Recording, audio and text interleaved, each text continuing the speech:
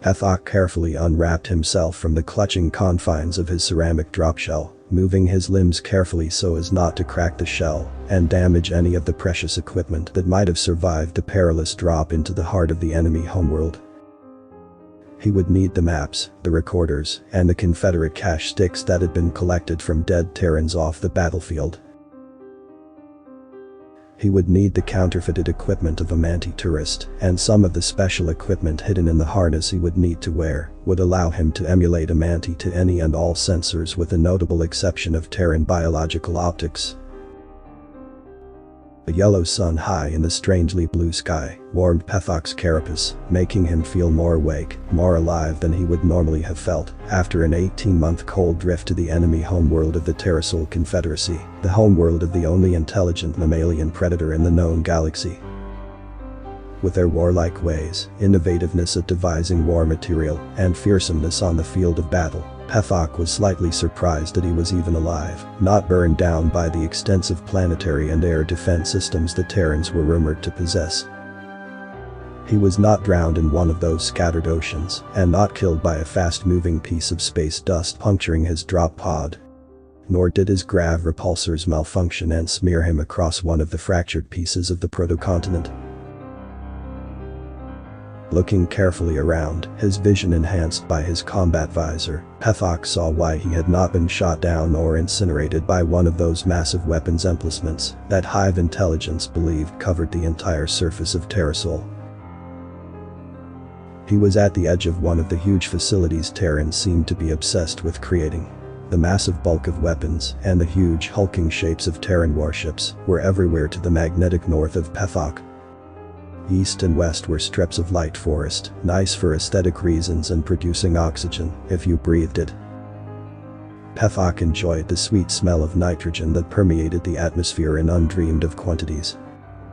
No wonder the Terran mammals fought so hard to protect their homeworld, the very air nourished normal intelligent life. Pethok wondered at the sweet atmosphere, reaching into the pod and pressing the auto-destruct sequence. With a hiss, the pod shivered and collapsed into dust that stirred in the sweet-smelling breeze from the huge metropolis to the south of Pethok's landing site. Pethok activated his recorders and began moving south toward the large city that the Trineid mothers had named, ninth swarming place of furless mammals, and the Terrans called New Angelos. By the time the warm yellow sun had crested its zenith and began moving toward the horizon, Pethok had been picked up by a well-meaning, nearly polite Terran, and given a ride on the back of a fearsomely fast two-wheel transport that roared and shivered and moved like some kind of reptile in and out of the ground effect vehicle traffic. The talkative mammal had mistaken him for one of the traitorous Manti, one of the mammal's ally, who had missed something called a bus. The mammal had given him a ride all the way into the center of the huge metropolis, dropping him off in the center market to do some sightseeing.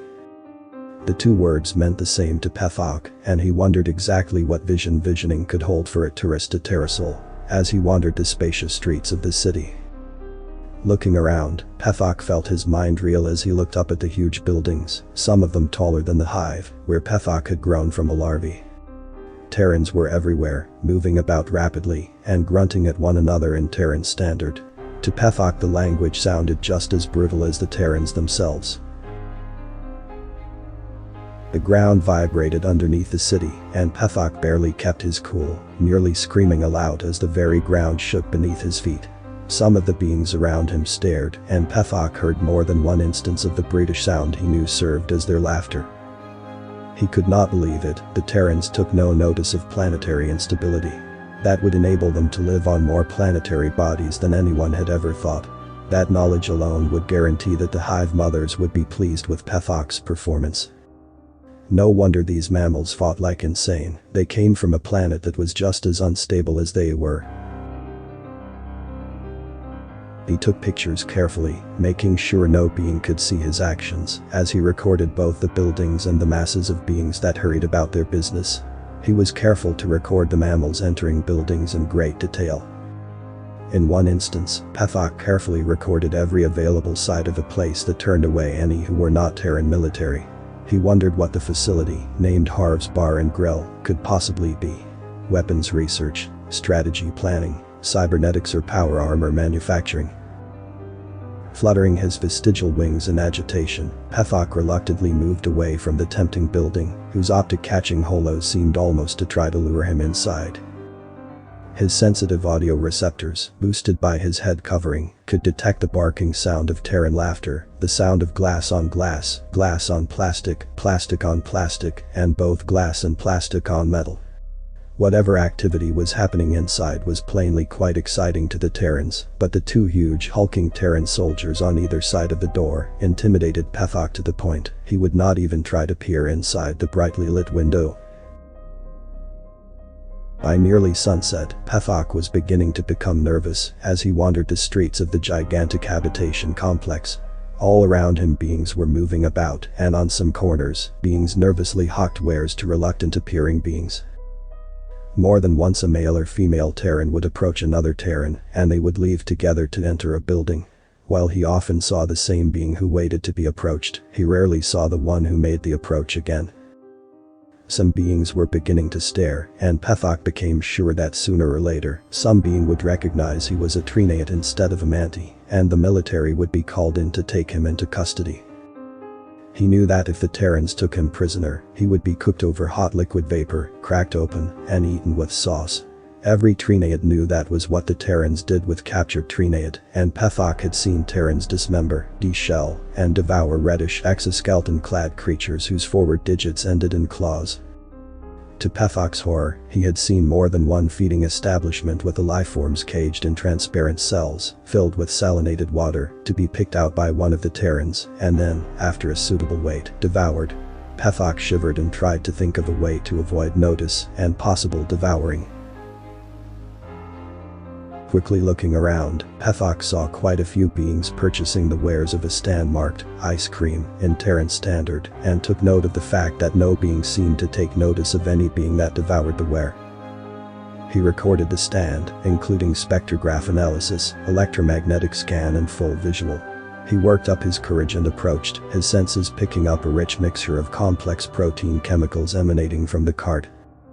Curious, Pethok stood in line and eventually reached the front of the line, drawing closer and closer to the source of those wonderful airborne scents. One of the squat, bulky mammals was offering a cold semi-solid topping and wrapped bread-like wafer substance. His hairless face was contorted into what Hive Home Intelligence had briefed Pethok was the equivalent of a smile. To Pethok, it looked like a gestured intention of imminent devouring, with the bared meat-tearing teeth of one of the galaxy's few intelligent predators. Pethok had seen that expression all day, however, and was past the initial flinching stage that he had been in when first confronted by a grimacing mammal. Ice cream, gentle being. I have chocolate, raspberry, strawberry, mint chocolate chip, or vanilla left. The man told Pethok, speaking in rapid galactic standard heavily accented with the British Terran tones.